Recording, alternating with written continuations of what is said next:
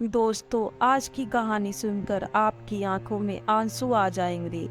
किसी ने सच ही कहा है, पूत कपूत हो सकता है लेकिन माता कभी को माता नहीं होती। तो सुनिए आज की यह इमोशनल कहानी। सालों हो चुके थे बेटे को अपना घर छोड़कर विदेश बसे हुए। इन 4 सालों में बूढ़ी माँ और ज्यादा बूढ़ी हो गई थी। 80 वर्ष की उम्र में बूढ़ी माँ की याददाश्त काफी कमजोर होती जा रही थी। लेकिन जो उन्हें हमेशा याद रहता था, उनका बेटा। दिन हो या रात, एक पल भी ऐसा नहीं होता जब उन्हें अपने बेटे की याद ना आती। दूसरी तरफ बेटा था जो साल भर में एक आध बार अपने माँ को फोन कर लिया करता और 1-2 मिनट से ज्यादा बातें भी ना किया करता। फिर भी यह बूढ़ी माँ अपने बेटे का इंतजार करती रहती। एक दिन बेटे का विदेश से फोन आया। हेलो हेलो माँ, सुन रही हो ना माँ? अंश बोल रहा हूँ, तुम्हारा बेटा। कैसी हो माँ? मैं ठीक हूँ बेटा, तुम बहू और मेरा पोता कैसा है? माँ ने पूछा। सब अच्छे हैं माँ, मैं अगले हफ्ते गांव आ रहा हूँ माँ, तुम्हें लेने। अब हम सब साथ में ही लंदन में रहेंगे माँ। तुम्हारी बहू कह रही थी माँ को यहाँ पर लेकर आओ, बेचारी अकेली वहाँ परेशान होती हो। बेटे ने कहा। माँ की आंखें आंसुओं से भीग गई। उसके कमजोर शरीर में खुशी की लहर दौड़ गई।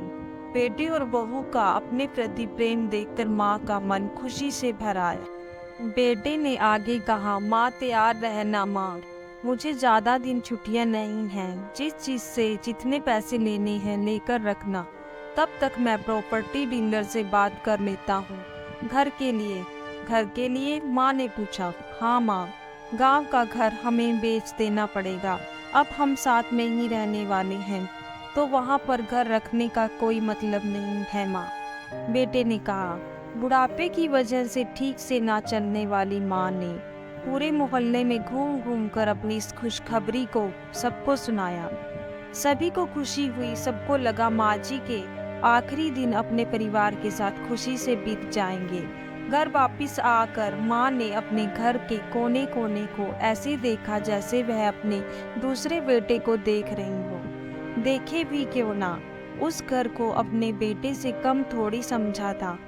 अपने पति के साथ 4 साल यही तो बिताए थे, लेकिन अब मजबूर थी बुढ़ापे के आखिरी साल बेटे और बहू के साथ बिताना चाहती थी। दिल पर पत्थर रखकर घर बेचने के लिए माँ तैयार हो गई। माँ ने ज्यादा नहीं, लेकिन जिन चीजों से दिल लगा था उन चीजों को समेटा और बेटे के साथ टैक्सी में बैठकर एयरपोर्ट के लिए चली गई। एयरपोर्ट पर आकर बेटे ने माँ से कहा, माँ तुम यहाँ बेंच पर बैठो, मैं सामान और बोर्डिंग पास की जांच करा कर आता हूँ। वहाँ वक्त लगता है और खड़ा रहना पड़ता है, तुम्हें तकलीफ होगी, तुम यहीं आराम करो। मैं यूं गया और यूं आया। माँ बेंच पर बैठ गई और बेटा अंदर चला गया। काफी समय हो गया बेटा वापस नहीं लौटा। माँ सोचने लगी, ज्यादा भीड़ होगी इसलिए देर लग रही होगी। अंधेरा होने को आया, अब तो वो लोगों का आना जाना भी कम होने लगा। माँ को अब चिंता होने लगी। एक कर्मचारी ने आकर पूछा, किससे मिलना है माँ जी आपको? यहाँ पर क्यों बैठी है? डरती हुई आवाज में बूढ़ी माँ बोली, मेरा बेटा अंदर सामान की जांच कराने गया है, लंदन जा रहे हैं हम। क्या नाम है माँ जी आपके बेटे का? कर्मचारी ने पूछा। अंश नाम है मेरे बेटे का, बूढ़ी माँ ने बताया। कर्मचारी अंदर गया और थोड़ी देर बाद बाहर लौटा। उसने बूढ़ी माँ से कहा, माँ जी, लंदन जाने वाली फ्लाइट तो दोपहर में ही जा चुकी है और आपका बेटा भी उस फ्लाइट में बैठकर लंदन जा चुका है।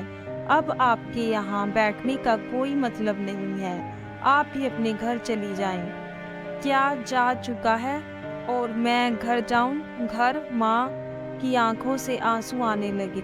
जैसे तैसे माँ घर पहुंची, जो अब उसका था ही नहीं, बिक चुका था।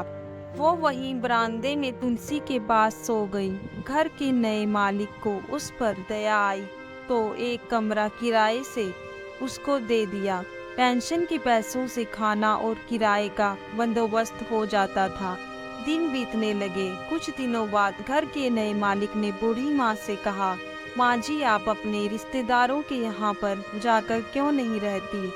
इस उम्र में आपके लिए वही अच्छा होगा। अच्छा तो होगा, लेकिन अगर मेरा बेटा वापस आया तो उसका ख्याल कौन रखेगा? मेरा बेटा बहुत भोला है, उसे अपना ख्याल रखना बिल्कुल नहीं आता। मैं कहीं नहीं जाऊंगी, क्या पता कब उसे मेरी जरूरत पड़ जाए। माँ ने कहा। दोस्तों, माँ तो माँ होती है। अपने माता पिता की जितनी हो सके सेवा करें, उनके साथ कभी बुरा बर्ताव मत करना। आशा करती हूँ आपको यह कहानी पसंद आई होगी। इस कहानी पर आपकी क्या राय है, कमेंट करके जरूर बताएं। कहानी पसंद आई हो तो लाइक और शेयर करना ना भूलें।